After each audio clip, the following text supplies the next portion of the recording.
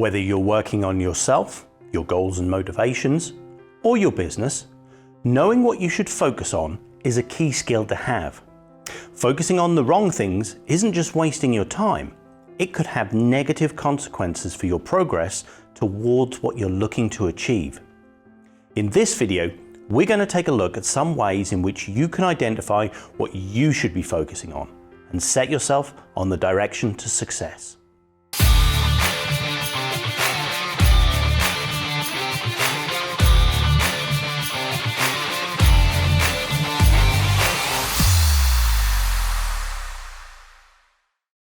We've talked quite a bit in previous videos about the importance of deciding on something to focus on and taking regular, small, incremental steps towards your goal.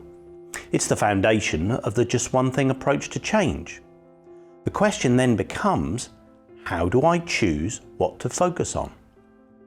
Well, one solution is to look at the big picture. Look at your vision for your life or the vision for your business, and then decide what needs to change in order to move you towards your vision.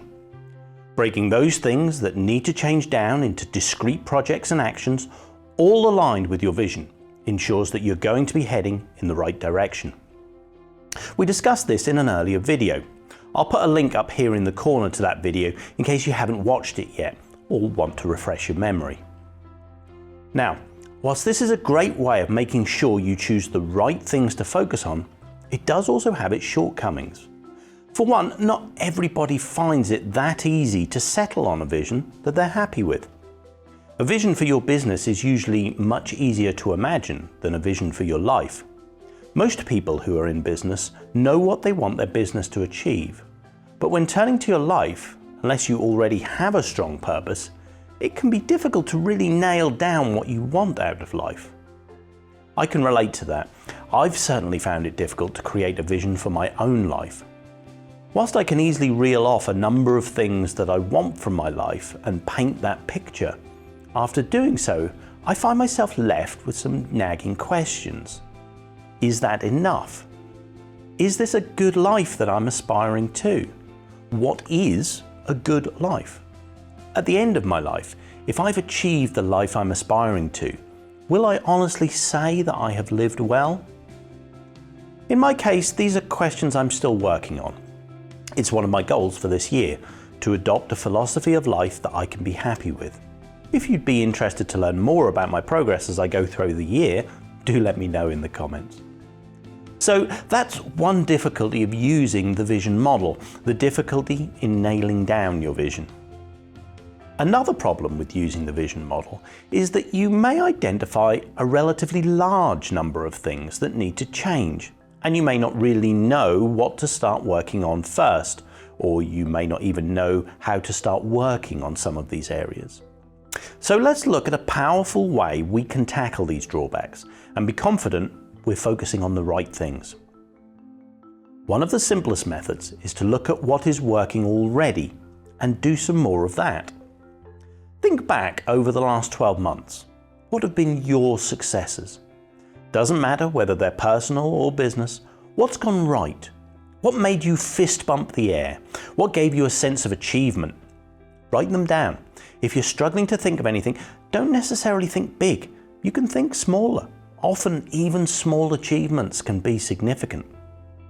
You may have had the worst 12 months ever, where every day has felt like one step forward and 2 steps back.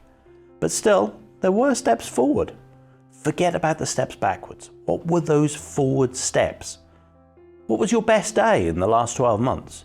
Maybe it was a momentous day for you, or maybe it was that one day where things didn't seem to go wrong. With these positive experiences in mind, now think about how they happened and why.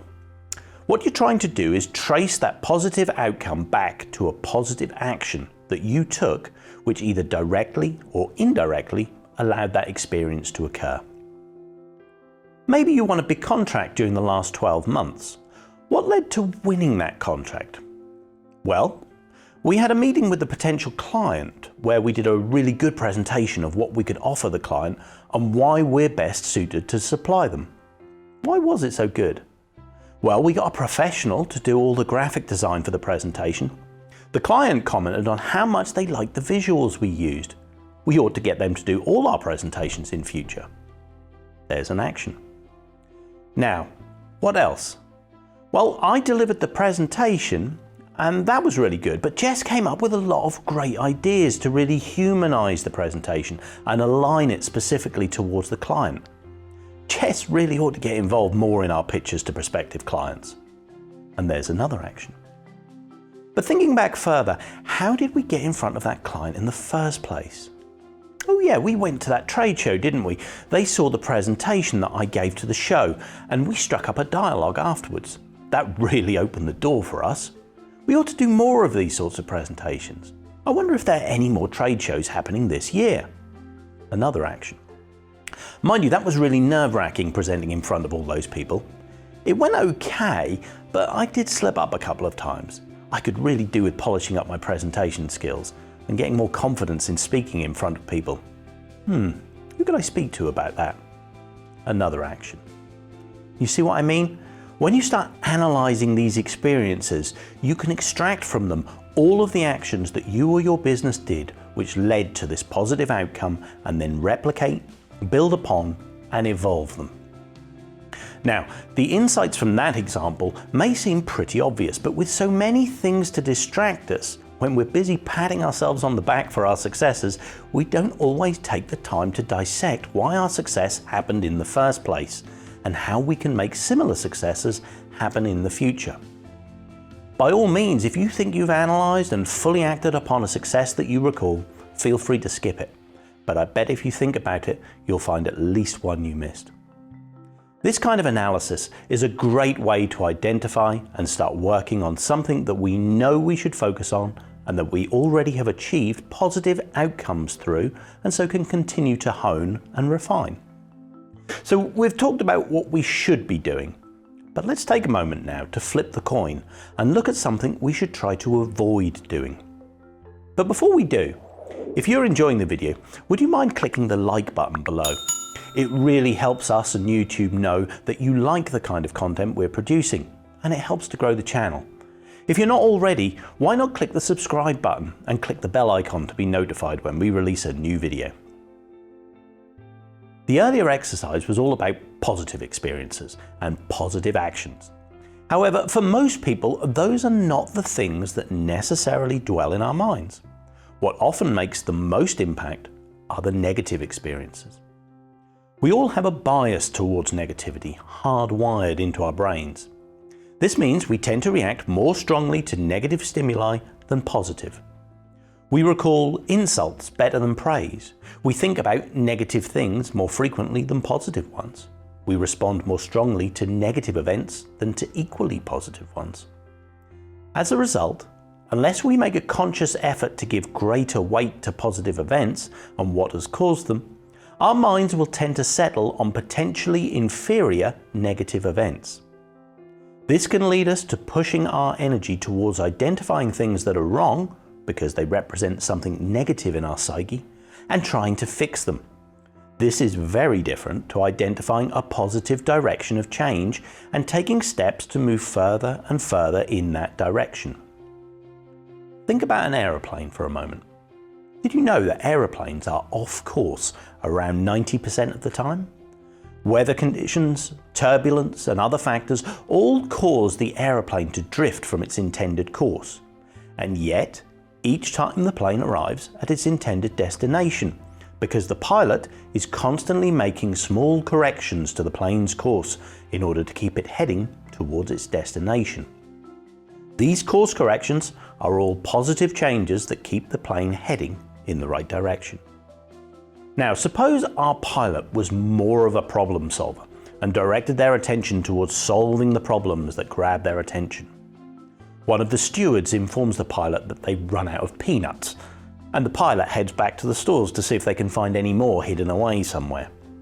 One of the seats in the rear aisle has come slightly loose. They've moved the passenger to another seat, and the pilot comes to the back of the plane with his trusty spanner to tighten the fixings. Would doing these things help get the plane to its intended destination? Of course not. Whilst the pilot is busy solving these problems, all of which do eventually need to be solved, the plane is gradually drifting further and further off course. Being a problem solver, it's great.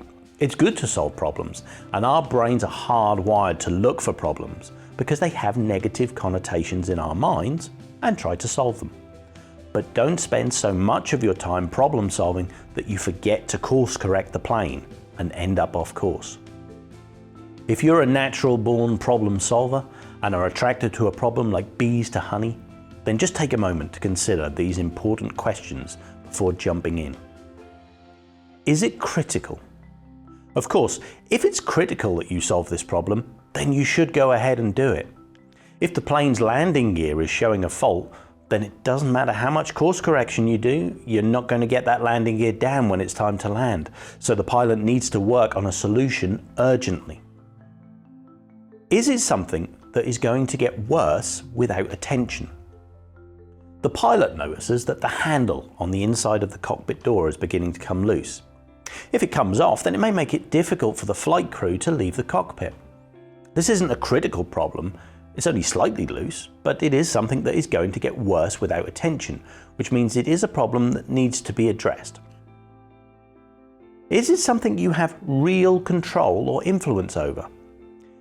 If the steward tells the pilot that some of the passengers have been complaining that the seats are uncomfortable and they don't have enough legroom, there is nothing the pilot can do about this. There's no sense for the pilot to spend time thinking about how the plane could be redesigned or how the airline might compensate the complaining passengers. This is just a distraction that the pilot cannot solve, so shouldn't attempt to do so. Is it something that you can and should delegate? Going back to the loose cockpit door handle, this is not something that the pilot should resolve himself. It's not critical at this stage, but it is a problem that does need to be solved, and it can be delegated. The pilot should delegate this to the plane's maintenance crew and make a note of the issue in the maintenance log, ready for it to be dealt with. When you're in a position of responsibility, whether that's being responsible for yourself and your own development, or responsible to others as a leader, say, it is important that you ensure that you stay on course to the destination you have set, the destination you have marked to arrive at, the goals you've set to achieve. Problem solving can sometimes just be busy work and a distraction from what really matters. Fix what's critical, let go of problems that you can't solve, delegate where possible, and focus on flying the plane to its destination. Thanks for watching. I hope you've enjoyed the video and it helps you decide on what to focus on, because remember, sometimes just one thing is all it takes. See you on the next one.